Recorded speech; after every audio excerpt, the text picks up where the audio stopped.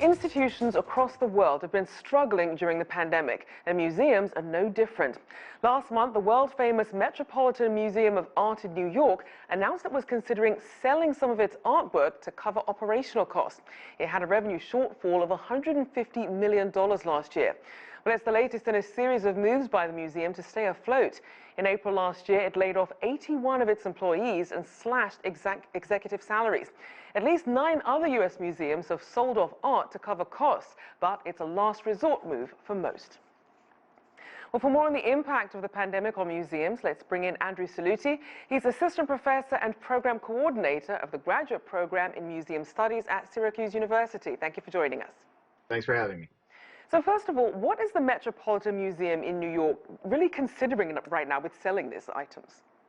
So what they're doing is they're looking at their existing policies in collections care. This is an operation that museums do routinely. The deaccessioning of objects is something that is a very standard practice in museums to make sure that the works that the museums are holding for the public trust are being done so in accordance with their mission and to fulfill what the community needs from the museum. So what the Met has suggested is using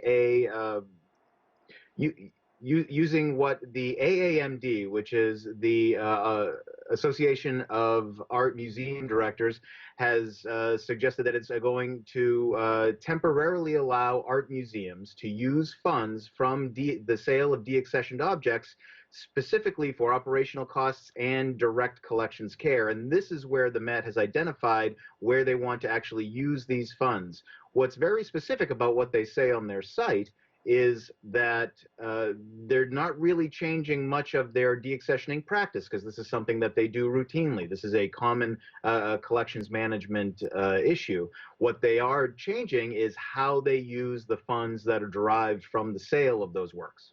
So then, obviously, when you think about the Met, it's in the middle of one of the richest cities in the world. You also think about the celebrity-studded annual Met Gala, lots of decadence. How did things get to this point?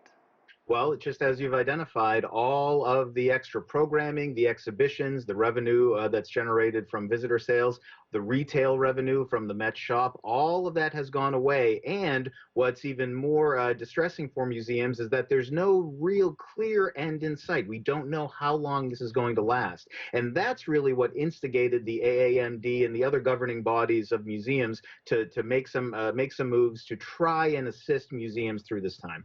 So are we going to see other museums also discussing this as an option?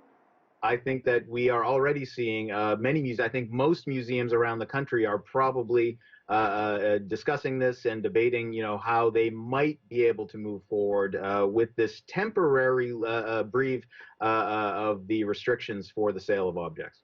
So would this be a case of this being a permanent sale of some of these objects, or would this be some sort of loan terms or something?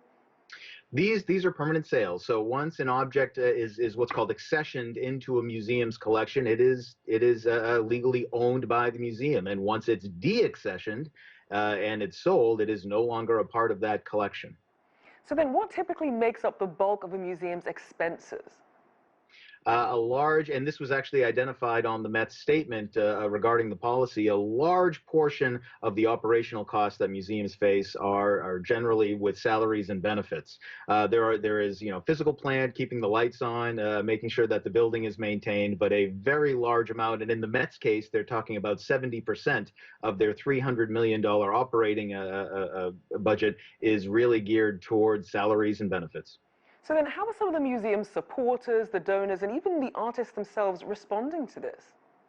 Well, this is where a lot of institutions are actually being quite careful, because what you don't want to be seen as using your collection as a piggy bank. You don't want to be seen as constantly going in there, and this is the slippery slope argument that many critics of this policy and the museums that are moving forward with it, this is what they're identifying. So we see boards of trustees where board members are leaving. We see artists who are saying they're no longer going to be associated with particular institutions.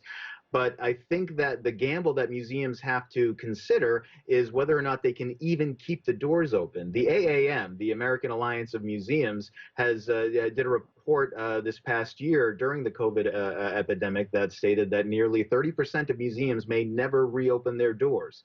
So I think a lot of institutions are carefully considering how they might be able to move forward with this small window of opportunity. And certainly incredibly sad to think that a third of these museums may never come back. Now, for museums who are considering selling off artifacts, that brings up this long-held controversy over true ownership and whether the artifacts are really theirs to sell off. What do you think about that? It's there's a lot of nuance in that answer, in the answer that I'll give. It's in terms of stewardship, in terms of the care of the objects and the preservation of objects. That is a museum's responsibility, and with that comes the idea of ownership. On the other hand, the objects really belong. They're being held in the public trust. So the question can be asked whether or not they truly belong to the museum, or do they actually belong to the public? And I don't know that we have enough time in this segment to really dig into the complete answer there. But I will say that this process of adding and removing objects from the collection, this is standard, and we really only consider the issue when we have institutions like the Met or large blue chip works that are sold that are going to that are going to bring a lot of attention and bring a relatively large amount of income. This is when we really see the red flags go up. Well, thank you. It's been great having your insights. Andrew Saluti there, Assistant Professor and Program Coordinator of the Graduate Program in Museum Studies at Syracuse University.